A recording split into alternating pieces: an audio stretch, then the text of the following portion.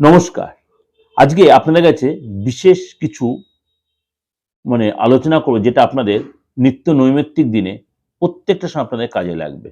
সবসময় যে অ্যাস্ট্রোলজি যেতে পারবেন সেটা সম্ভব হয় না। উপায় থাকলেও সাধ্যে কুলায় না, বা সাধ্য থাকলেও উপায় থাকে না। কিন্তু এরকম ছোট ছোট কিছু উপাচার বা টোটকা যদি আপনি জানতে পারেন, তাহলে আপনাদের কিন্তু অনেকটাই উপকারে লাগবে। চলুন সেরকমই আজকে কিছু উপাচার বা কিছু টোটকা আপনাদের কাছে একটু আমি আলোচনা করি। এরকম স্নানের জলে যদি কিছু ইনগ্রিডিয়েন্টস বা কিছু উপকরণ মিশিয়ে যদি আপনারা স্নান করতে পারেন, গ্রহর দোষ বা কেটে যেতে পারে। আমি এই রকম কিছু আলোচনা এর আগে অনেক পুরোনো প্রোগ্রামে দিয়েছি, আপনারা অনেকেই সেগুলো ফলো করছেন, যারা আমার নিয়মিত ভিউয়ার্স তারা জানেন। সেরকমই আজকে একটু নতুনত্ব করে আপনাদের কাছে দিচ্ছি। মনে করুন আমাদের প্রত্যেকেই বাচ্চাতে বা হরোস্কোপে বা আমাদের পামে গ্রহশিটের সব 9টা গ্রহ যে ভালো থাকবে, 12টা গ্রহ যে ভালো থাকবে তা কিন্তু নয়। তার জন্য কি করতো, আমরা কি তার জন্য কি প্রতিমুহূর্তে চাপে থাকবো? তা নয়।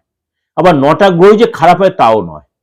কিন্তু আপনি যদি নিজের গ্রহ রাশির সিচুয়েশন অনুযায়ী, কারণ অ্যাস্ট্রোলজি কম বেশি যারা ঘাটেন কম বেশি জানেন আপনার কোন গ্রহটা আপনাকে সাপোর্ট দিচ্ছে না, বা আপনার কোন দশা চলছে, বা কোনটার এই মুহূর্তে গ্রহ ঘর চেঞ্জ হয়েছে, বা আপনি আপনার আমার প্রোগ্রাম বা অন্য কোনো অ্যাস্ট্রোলজি প্রোগ্রাম শুনে জানতে পারছেন আপনার এই সময়টা খারাপ যাচ্ছে, তার কিছুটা উপকরণ যদি আপনি ইউটিলাইজ করতে পারেন, তাহলে কিন্তু কিছুটা আপনি উপকৃত হবেন।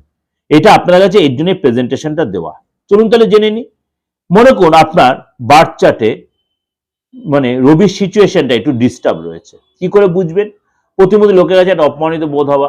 মনে করুন আপনি প্রচন্ড একটা লোকের কাছে অপমানিত, লোকের কাছে আপনি হেঁটা হচ্ছেন, বা রাত্রে ঘুমানোর সময় মুখ দিয়ে আপনার লাল পড়ছে, এরকম সিচুয়েশন মনে করুন আপনার সূর্যটা বা রবি গ্রহ আপনাকে কিন্তু ডিস্টার্ব করছে, বা আপনাকে কেউ দমিয়ে রাখার চেষ্টা করছে। কি করবেন? প্রতিদিন স্নানের জলে আপনি লাল চন্দন বা কেশর, বা আপনি যদি মনে করেন আরো ভালো হয়, আপনি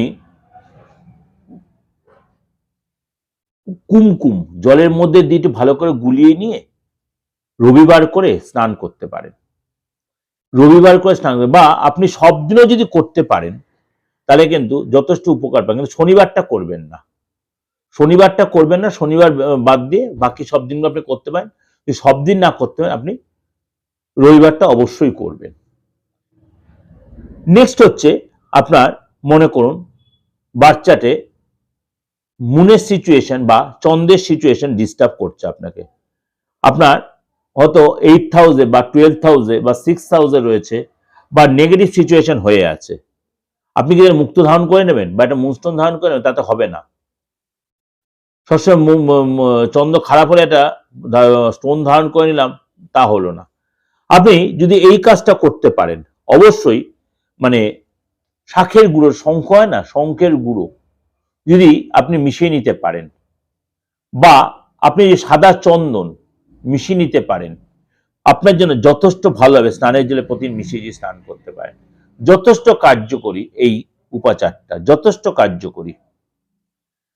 নেক্সট হচ্ছে আপনার বাচ্চাটি মঙ্গলের সিচুয়েশন খারাপ, তাহলে কিন্তু আপনার এই সময় কনফিডেন্স কমে যাবে, লোকের কাছে হেঁটা হবেন, প্রতি মুহূর্তে একটা অ্যাক্সিডেন্ট, চোটাঘাত, ঝামেলা, মাথা রাগ জেদ বেড়ে যাবে, কোনো কাজ হতে চাইবে না।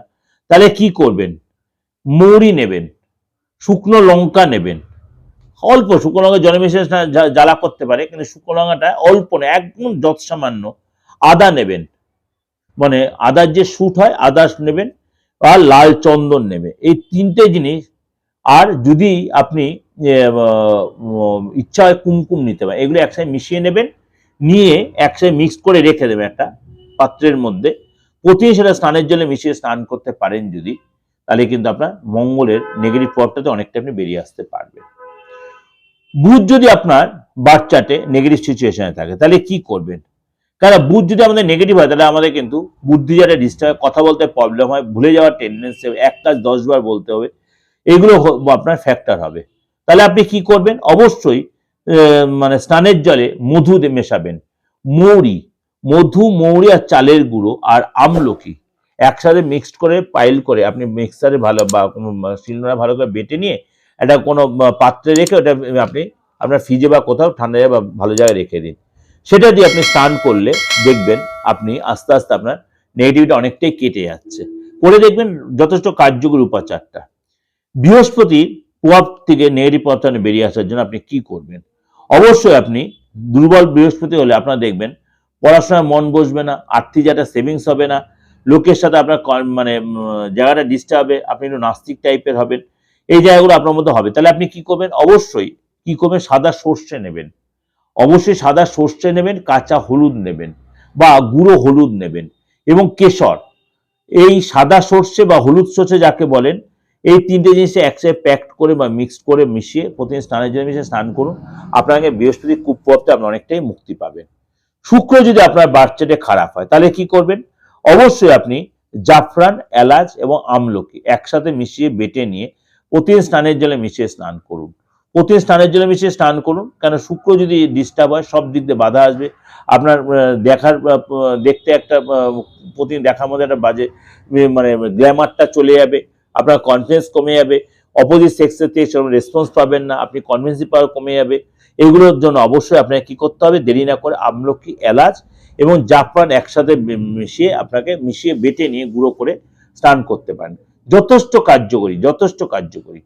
শনির প্রভাব ঠিক করার জন্য আপনি কি করবেন? শনির প্রভাব ঠিক করার জন্য, শনি যদি খারাপ হয় আপনার কাজের লোক টিকবে না, আপনার ওয়ার্ক আদেশে আপনার প্রবলেম হবে, আপনার প্রতি মুহূর্তে বাধার সম্মুখীন হবে, খিটখিট মেজাজ হবে, চোট আঘাত লাগবে এবং এইগুলো বিষয়টা মানসিক অস্থিরতা হবে। তাহলে এটা থেকে কাটানোর জন্য কি করবেন? অবশ্যই আপনি স্নানের যে সবচেয়ে ভালো কালো তিল মিশিয়ে স্নান করতে পারেন, নয়তো আপনি অল্প আদা বেটে অল্প তার মধ্যে মিশিয়ে নিয়ে আপনি স্নান করতে পারেন। আদা বেটে মিশিয়ে নিয়ে স্নান করতে পারেন, খুব ভালো কার্যকরী উপাচার এটা। বা তিল এবং আদা একসাথে মিশিয়ে আপনি স্নান করতে পারেন। রাহু যদি আপনার বার্থ চার্টে ডিস্টারবেন্স থাকে তাহলে দেখবেন আপনার লোকের কাছে গ্রহণযোগ্যতা কমে যাবে, আপনার কোনো জায়গায় কেটে গেলে সেটা শুকাতে চাইবে না, এগুলো কিন্তু আপনার ক্ষেত্রে ফ্যাক্টর হবে। এবং আপনার কথাবার্তা মুখের ভাষা খারাপ হবে, কথা স্ল্যাং ভাষা বেরোবে। তাহলে কি করবে? আপনি স্নানের জলে ভালো করে শুনে নিন, সাদা তিল আর লবণ, দেখবেন আপনি দশমা দোকানে বলবেন যে লবণ পাওয়া যায়, সেই লবণ লবঙ্গ নয় কিন্তু লবণ একটা হলুদ রঙের জিনিস হয়, সেই লবণ এবং সাদা তিল জলে মিশিয়ে আপনি স্নান করবেন, দেখবেন আস্তে আস্তে আপনার সেই নেগেটিভিটিটা কেটে যাবে।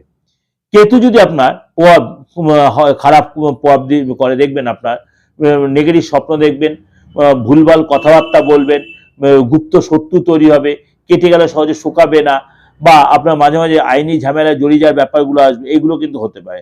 তাহলে এই সময় কি করবেন? অবশ্যই ভালো করে শুনে নিন, লবণ ভালো করে মেশাবেন, আর সাদা তিল এবং কালো তিল, লবণ, সাদা তিল এবং কালো তিল একসাথে মিশিয়ে তিনটে পেস্ট করে বা গুঁড়ো করে একসাথে নিয়ে, পেস্ট করতে হবে না, সেটা অল্প অল্প প্রতিদিন স্নানের জলে মিশিয়ে স্নান করবেন, করে দেখবেন যথেষ্ট কাজ।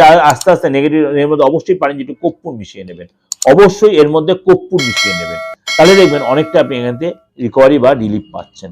এটা ওভারঅল একটা প্রেজেন্টেশন দিলাম, প্রত্যেকটা কার্যকরী উপাচার দিন, টোটকা দিন, আপনাদের অবশ্যই উপকারে লাগবে। উপকারে অবশ্যই লাইক করে শেয়ার করবেন এবং সবাইকে জানিয়ে দেবেন, তাহলে প্রত্যেকে আমার এই টোটকাতে উপকৃত হবে। নমস্কার, ভালো থাকবেন।